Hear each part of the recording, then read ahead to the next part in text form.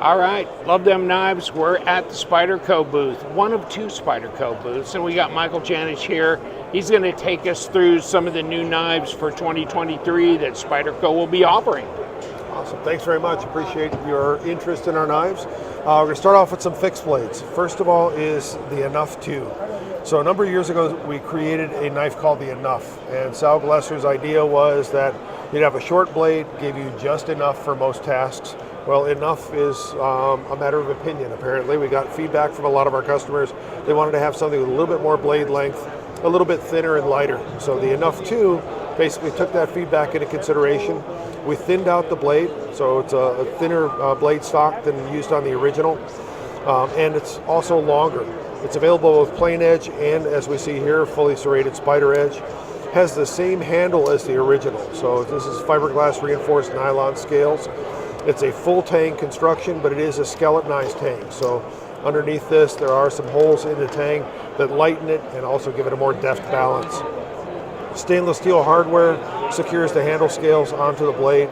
It's a full flat grind, and this is VG10 stainless steel, which is a tried and true Spyderco favorite. Comes in a polymer sheath, and the polymer sheath has a friction fit, or snap fit, and it also has a secondary retention strap. So it snaps into the lips of the sheath right here. You have a nice thumb push off on this, and per Sal's preference, we also have a secondary leather retention strap with kind of a traditional style retaining post here. So that stud holds the leather strap. Strap can be removed if you want to. You still have very good retention with that.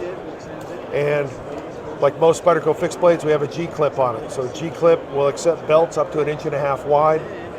It also functions as a spring clip, and it can be attached to either side of the sheet. So you can set it up for left or right side carry. You can also set it up for edge forward or edge back carry. Okay. So that is the Enough 2. You notice that it looks like we're repeating ourselves here. This is another version of the Enough 2, but in this case what we have is a blade made out of K390. So K390 is one of the tool steels that we are featuring. We are the leaders as far as featuring this particular steel in the industry. It is a very high alloy steel, very sophisticated alloy composition that makes it extremely hard, makes it extremely wear resistant, but it is a true tool steel, so it is not a stainless. Yes. But as far as edge holding and also being able to sharpen a knife to a very thin edge and still be able to maintain that integrity without chipping or without bending, that's what K390 is known for. In this case, we have the signature blue color of our K390 series. You'll notice this is consistent. Spyderco tends to take blade steels and handle colors and pair those together so that people can see at a glance if a knife is made of a particular steel. But all the other features and benefits, full flat grind, the same features that we talked about as far as the Enough 2 and the polymer sheath, all those are consistent, just with kind of a supercharged blade steel. Continuing with fixed blades, this is a stock buoy. So this is designed by Short Stock. He is a marketing specialist. He's also a knife influencer in Europe.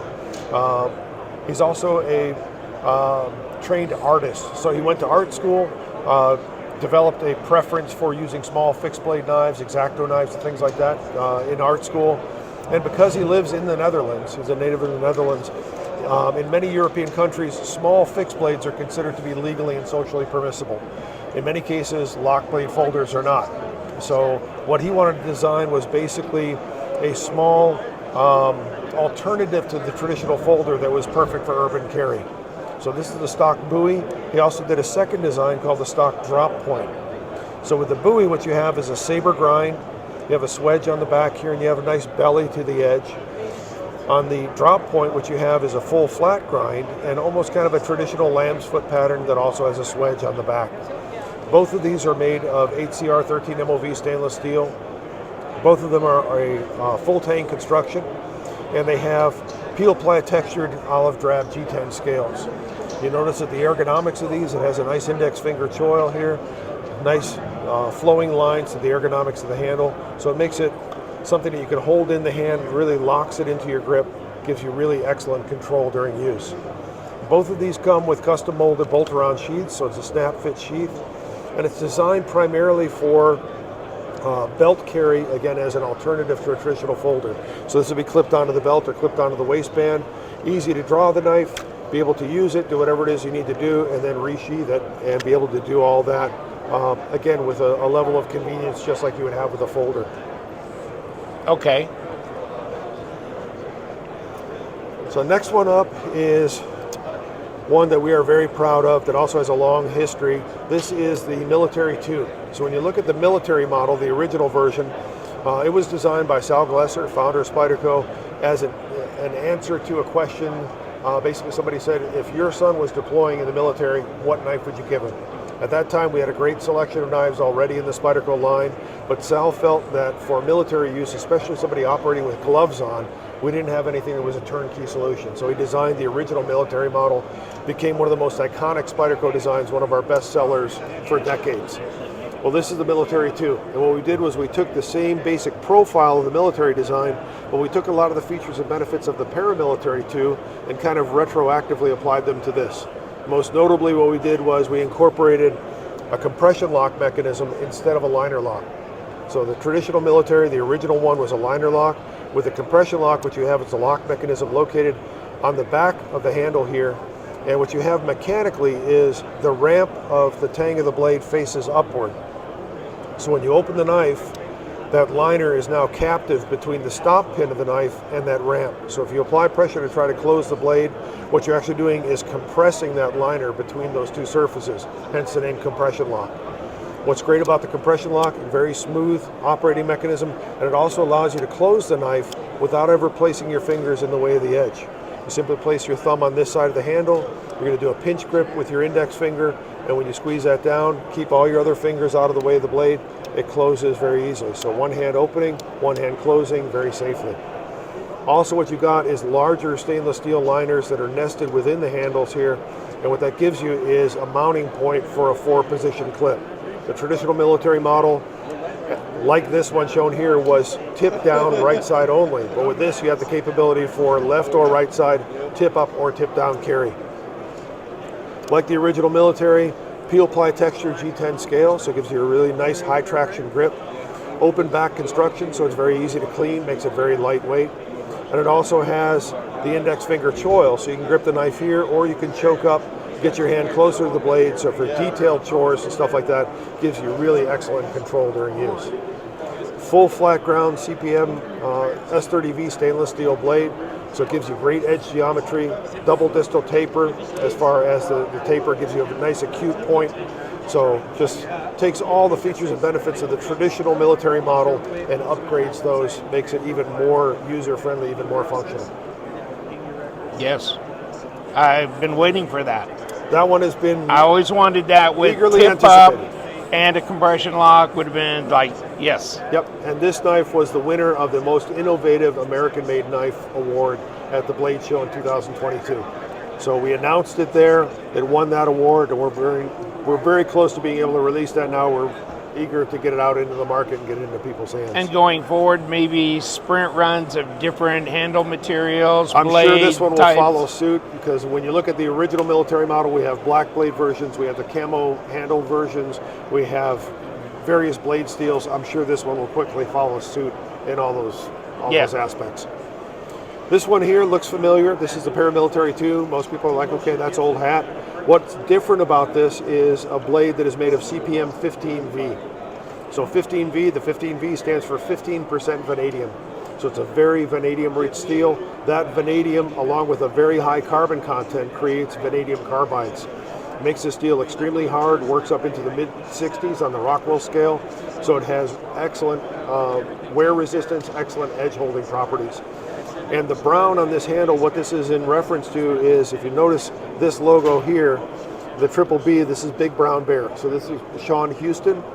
Big Brown Bear is his company name, but he is a custom knife maker who is exceptionally accomplished when it comes to wringing the most performance out of steels through high-end heat treating.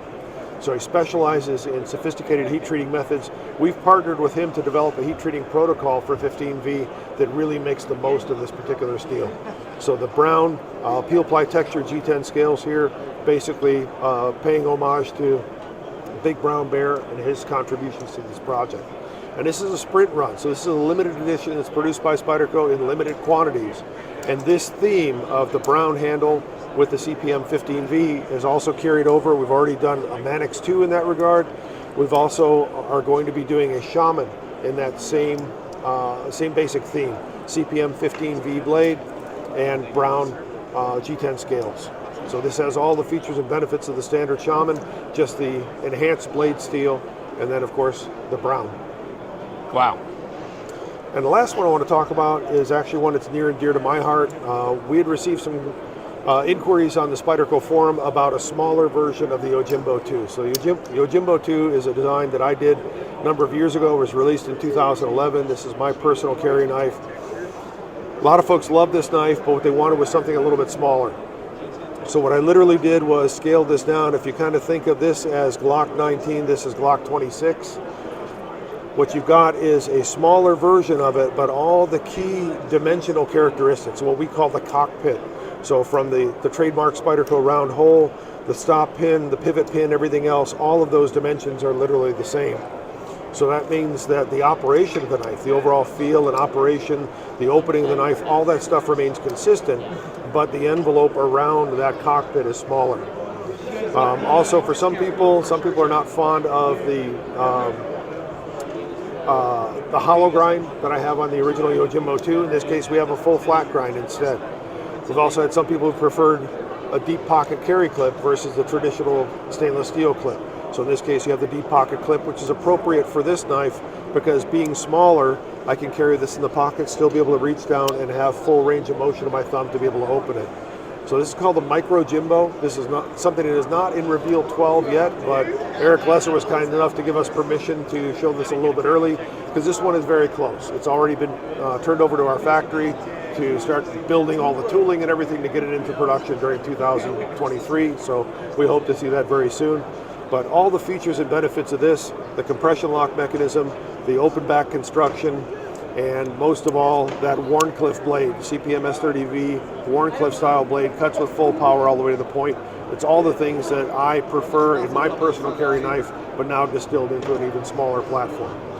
Okay, so now the Yojimbo 2, Yojimbo Mini? Yojimbo, yeah. Yojimbo, I'm sorry. Yojimbo, yep.